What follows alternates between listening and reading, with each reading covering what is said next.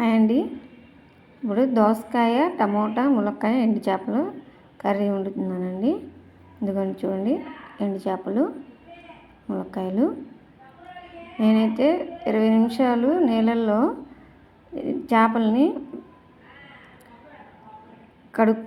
నానబెట్టుకొని కడిగానండి. ఇప్పుడు మనం ముందుగా స్టవ్ వెలిగించుకొని చిన్న డేక్షా పెట్టుకుందామండి.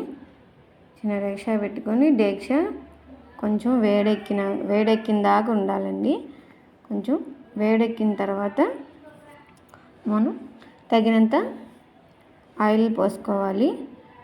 మీకు తగినంత ఆయిల్ పోసుకోండి. నేనైతే 3 టేబుల్ స్పూన్ల ఆయిల్ పోసుకుంటున్నాను. ఎందుకైతే కొంచెం ఎండు చేప కదండి, కొంచెం ఎందుకైనా నీసుగా ఉండిద్ది కాబట్టి నేనైతే 3 టేబుల్ స్పూన్ల ఆయిల్ పోసుకున్నాను. ఆయిల్ పోసుకున్నాక ఆయిల్ వేడెక్కినాక కొంచెం ఆయిల్ వేడెక్కాలండి, ఎమ్మటే వేస్తే బాగోదు. ఆయిల్ వేడెక్కినాక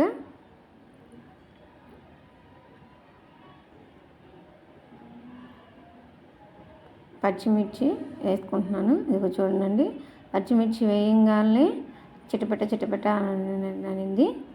అట్లాగా చిటపట అంటూ వేగించుకోవాలి. తర్వాత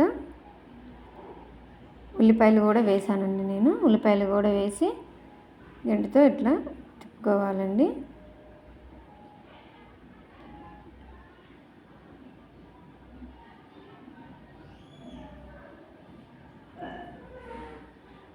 ఈ లోపల అవి ఉడుకుతూ ఉండగా నేనైతే కరివేపాకు రెబ్బలు కూడా వేసేసానండి. ఇవ్వండి, కరివేపాకు రెబ్బలు కూడా వేసేసాను. కరివేపాకు రెబ్బలు వేసుకొని గంటితో ఇలా కలపెట్టుకున్నానండి. మాడిపోకుండా వాటిని తిప్పుకుంటూ ఉండాలండి. ఉల్లిపాయలు, కరివేపాకులు, పచ్చిమిర్చి మాడిపోకుండా ఇలా గంటితో తిప్పుకుంటూ ఉండాలి. ఇవ్వండి, కొంచెం ఉల్లిపాయలు త్వరగా వేగినాక నేను ఇంకోండి మధ్యలో ఇలా కలుపుకుంటూ ఉండాలి. ఇప్పుడైతే నేను టమాటా ముక్కలను కూడా వేస్తున్నానండి. టమాటా ముక్కలు కూడా వేసేసి వీటిని గంటితో కొంచెం కలపెట్టుకోవాలి, అటు ఇటుగా తిప్పుకుంటూ.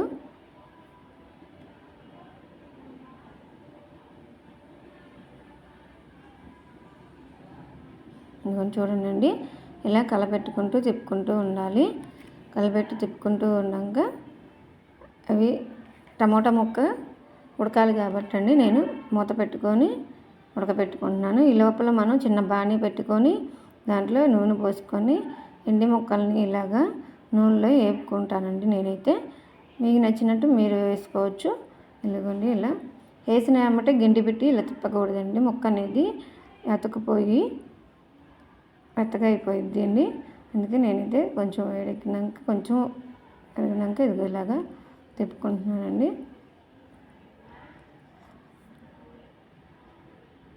నూనెలో ఇలా వేపుకుంటూ మధ్యలో గంటితో తిప్పుకుంటూ ఉండాలండి. అప్పుడు అడుగంటకుండా ఉంటాయి.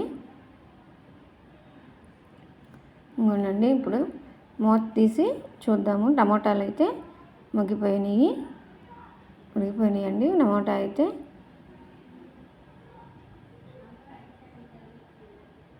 ఇంకా చూడండి మగ్గిపోయాయి.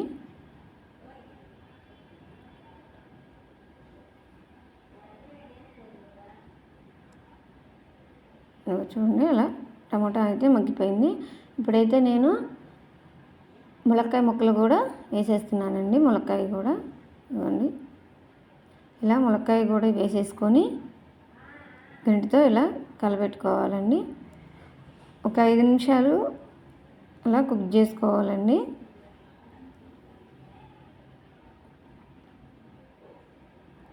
ఐదు నిమిషాలు ఇలా కుక్ చేసుకున్నాక నేనైతే దోసకాయ ముక్కలు కూడా వేసేస్తానండి. దోసకాయ ముక్కలను కూడా వేసేస్తున్నాను. ఇదిగోండి చూడండి,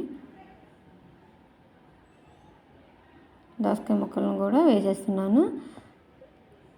దోసకాయ ముక్కలు వేసుకొని గంటితో ఇలా కలపెట్టుకోవాలండి. కిందకి పైకి తిప్పుకుంటూ మొత్తం కలిసేటట్టు తిప్పుకోవాలి.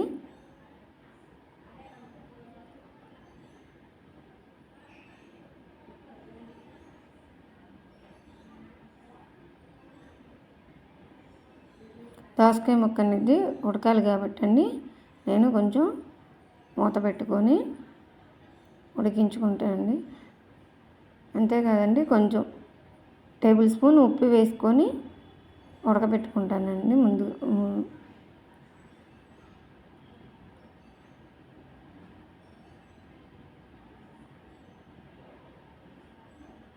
దీన్ని ఇలా తిప్పేసుకొని ముక్కలకు పట్టేటట్టు ఉల్లిపాయ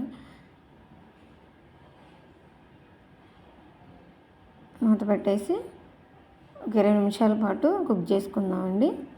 ఇంతలోకి ఇదిగోండి చూడండి, ఇవి వేగుతున్నాయి కదండి.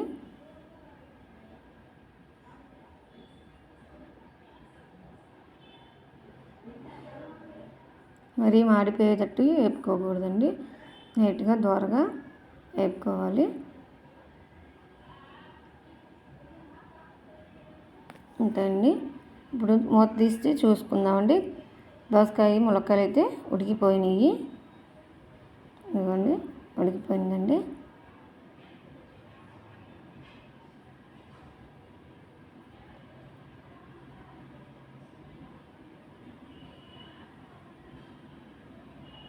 ఎంతైనా కొంచెం టైం పట్టిద్దండి దోసకాయ ముక్క అనేది ఉడకడానికి. ఇదిగోండి చూడండి ఉడికిపోయిందండి. ఇప్పుడు చేప ముక్కలను తీసి దోసకాయల్లో కూడా కలిపి వేసేసుకుందామండి.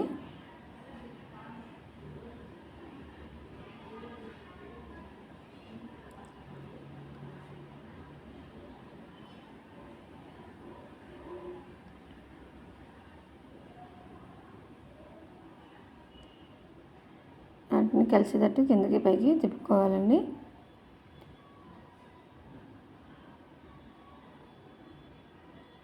టేబుల్ స్పూన్ పసుపు వేసుకోవాలి.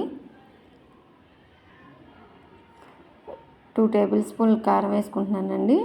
మేము నాన్ వెజ్ కర్రీ అంటేనే మేము కారం ఎక్కువ వేసుకుంటామండి. అలాంటిది ఇప్పుడు కొంచెం ఎండు చేపలు కదండి, అందుకే కొంచెం మేము ఘాటుగా తింటాము. మాకు తగినట్టు మేము వేసుకుంటానండి. మీకు తగినంత రుచికి తగ్గట్టు మీరు వేసుకోండి కారము. ఇదిగోండి ఇలా వేసుకొని కలపెట్టుకొని తిప్పేసుకోవాలండి, ముక్కలుగా కారం పట్టేటట్టు. ఇవ్వండి ఇలా కలపెట్టేసుకొని చిన్న గ్లాస్తో నేను వాటర్ పోసుకుంటానండి. వాటర్ పోసుకొని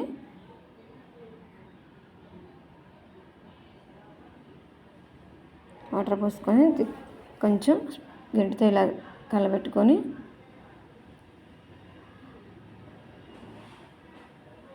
మూత పెట్టేసుకొని 10 నిమిషాల పాటు కుక్ చేసేసుకుంటానండి.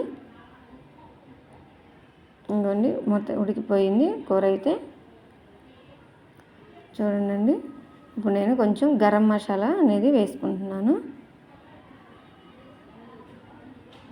గరం మసాలా వేసుకొని ఒక 2 నిమిషాలు 3 నిమిషాల పాటు అలా తిప్పుకుంటూ ఆ పచ్చి వాసన అనేది పోయేటట్టు ఉడికించుకుంటానండి.